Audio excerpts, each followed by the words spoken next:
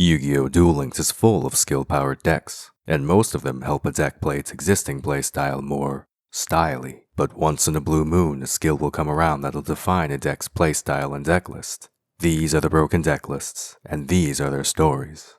Welcome to another episode of... Today we talk about XYZ Galaxy, or XYZ Galaxy. XYZ Galaxy? XYZ Galaxy. You know what? We're just gonna flip between the two in case one is wrong. XYZ Galaxy was a Kite Tenjo skill introduced in May 2022. This turned a once innocent, unassuming deck list into Kermit the Frog. It's not that easy being green. So how does this turn into, well, this? Let's talk about it. Kaito, or Kite, is known for using the Galaxy Eyes Photon archetype, which are technically two different archetypes, three if you count ciphers, mashed into one. While name-based archetypes are nothing new, this seems to be around the time when Konami realized they could just glue archetypes together by shoving the keywords into the name. Hey there, sir. Have you come up with names yet for Kite's new monsters? New monsters? No, I haven't even seen them yet. Let's do them right now. Okay, great. First up, we've got Kite's Ace monster. This one's gonna be a Galaxy monster, a Photon monster, and a dragon. Oh, okay. Galaxy monster, Photon monster. I've got it. Uh-huh. We're gonna call it Galaxy Eyes Photon Dragon. Okay, a little on the nose there, but alright. Next up, we've got one of his XYZ monsters. This one's gonna be a Galaxy monster, a Cypher monster, and a dragon. Interesting. Galaxy Cypher. I've got it. Uh-huh. We're gonna call it Galaxy Eyes Cypher Dragon. Really? We're gonna call it Galaxy Eyes Cypher Dragon. Uh-huh. Alright. Finally, we've got the evolution of that one. This one's gonna be a Galaxy monster and a Cypher monster, but this one's gonna have blades on it. Blades? Yes, blades. Blades. Oh, I've got it. Uh-oh. We're gonna call him Galaxy Eyes Cypher Blade Dragon. Peak creativity, guys, but I can't complain, these all look cool as hell. Up until this point in the game, the most common build you saw was the Photon build, using the eloquently named skill, Galaxy Photon. The goal of this deck was simple. Get 2 Photon monsters on the board, XZ summon the oddly out-of-archetype Star Liege Lord Galaxion, then use its effect teleport Galaxy Eyes Photon Dragon onto the field. Then, using the deck's skill, you could exchange any of your Galaxy or Photon monsters for a Galaxy or Photon spell or trap. One Galaxy spell, please. We didn't have a whole lot of options, but most decks ran the back row removal tool Galaxy Cyclone and the deck's bread and butter, Photon Stream of Destruction, which worked as both a back row removal and a disruption. So, an archetype-based playstyle and a little consistency skill that helped you search the right tool for the job. And just like that, the deck lived happily ever after, and nobody complained. Okay, a few people complained because if you couldn't interrupt Galaxion, it was Jover for you, but this version of the deck was soon power crept into rogue status. This would all change very soon. In May 2022, we would get Galaxy support, and this would shake up our whole world. Actually, this would shake up our whole galaxy. The first thing this wave of buffs would bring is the Galaxy XYZ package. What's the Galaxy XYZ package? I'm so glad you asked. The Galaxy XYZ package is a collection of 3 monsters you could just fucking chuck into your extra deck that would turn any 2 level 8 monsters into a staircase of incrementing effects. First, you could go into Galaxy Eyes Cypher Dragon, which would let you yoink an opponent's monster. Then you could rank that up into Galaxy Eyes Full Armor Photon Dragon, which would then let you pop any of your opponent's face-up cards. Then you could rank that up into Galaxy Eyes Cypher Blade Dragon, which would let you pop any card on the field. And then, if this card was destroyed, it would let you summon that first guy back from the grave again. This would actually be such a great package that it would be stolen by multiple level 8 decks, until one day we'd get Ding Dong.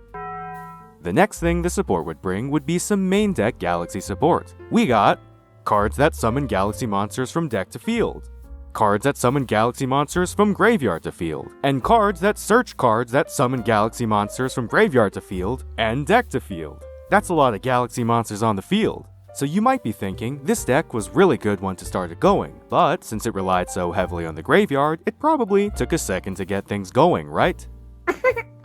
That is not correct. Because now let's find out what this skill does. Never in my life have I seen a skill cause more complaints for quite as long as XYZ Galaxy. Except maybe Bond. XYZ Galaxy on release had 3 fun little effects. The first effect was technically a cost. In order to use the skill, you were first required to send 1 Galaxy monster from your deck to your graveyard. Now you might be thinking, well, that doesn't sound like a cost, that sounds like a free foolish of Galaxy Eyes Photon Dragon. And that's because it was. This skill's cost was immediately putting this guy into play. Why? So if that's the cost, what were the effects? Well, there were 2, and you could pick 1 per turn, the one you picked usually depending on the turn you were on. If you were going first, you would usually pick the first skill, which would let you add Galaxy Eyes Photon Lord to your extra deck. Galaxy Eyes Photon Lord, or Geppel, as I call him, was one of the dumbest things they ever added to the game at the time that they did. Geppel was a quick effect negate and destroy. Now these are a dime a dozen in the modern day, but in 2022, these were so rare that Photon Lord wasn't even in the game yet. You could literally only play him through XYZ Galaxy. And if a quick negate wasn't enough, the card also lets you search more Photon or Galaxy monsters. So if you weren't getting trampled hard enough already, you were definitely getting mowed down on the following turn. At a time when most decks died to a single monster negate, if you couldn't out Geppel, your turn was done. So what happens when you got to the next turn? If they were following up on turn 2 or 3, they could use the skill's second effect. So you remember the Galaxy XYZ package from earlier? Well, Effect 2 lets you go straight into full armor using just regular Galaxy Eyes as material, and all you needed to do was discard a Galaxy card to the grave. So if, for whatever reason, you were able to get enough Galaxy Eyes monsters on the field, you could go into the Galaxy XYZ package twice! So the key to victory here sounds like being able to get a bunch of level 8 monsters on the field. I wonder what that did to the deck list. I'll tell you what it did. This deck was basically 7 ways to reborn Galaxy Eyes from the grave, 3 ways to summon Galaxy monsters from your deck, 3 ways to search those ways, 3 things to get summoned, 3 ways to just say no to your opponent's disruption, and then some text.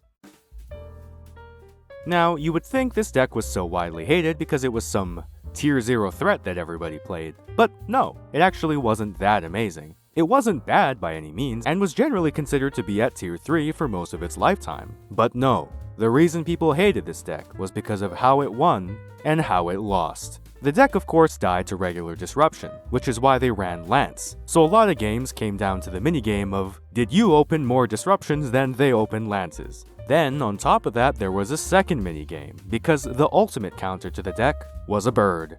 No, not that bird, the other bird. Yeah, that one. If you hit Galaxy Eyes Photon Dragon with Crow while it was in the grave, ideally chaining to them trying to reborn it, the deck basically became unplayable and instantly scooped. Though most people started running too. In fact, the DD Crow minigame got so bad that both players and non-players of this deck were sick of how much the game was just determined by opening the out. And at some point, Konami must have gotten sick of listening to their complaints, right? After nearly 1 year of listening to people complain about XYZ Galaxy, Konami decided that in March 2023, XYZ Galaxy was going to be a shit deck. While most players at this point would have just been okay with adjusting how the Foolish worked, Konami decided that Galaxy players were gonna have to buy a new deck. First, they adjusted the Foolish to go -1 like we were all expecting. But then, they also deleted Photon Lord from the game, and made the skill add Neo Galaxy Eyes instead. Then instead of letting you go into full armor with one material, now you can only go into Neo Galaxy Eyes. Which wasn't a horrible option, but before you were allowed to choose, now you could only go into Neo. What did that do to the deck? Come with me to DLM. This is February 2023. Tons of cogs, top to tournament, KC top 100, and this is March. Truly a story in 2 pictures. So where are they now? Well, as an anime favorite, Galaxy Eyes is a deck that has a lot of support to come. We just had everyone's favorite Cyber Dragon card, Galaxy Soldier released as well as a new skill, and we will no doubt get Photon Lord back one day, so I think the future is looking good for Galaxy players. Plus, what are the odds that another deck comes around that uses the Galaxy XYZ package and has an Unga Bunga skill and has an Open the Out minigame? Oh, god damn it.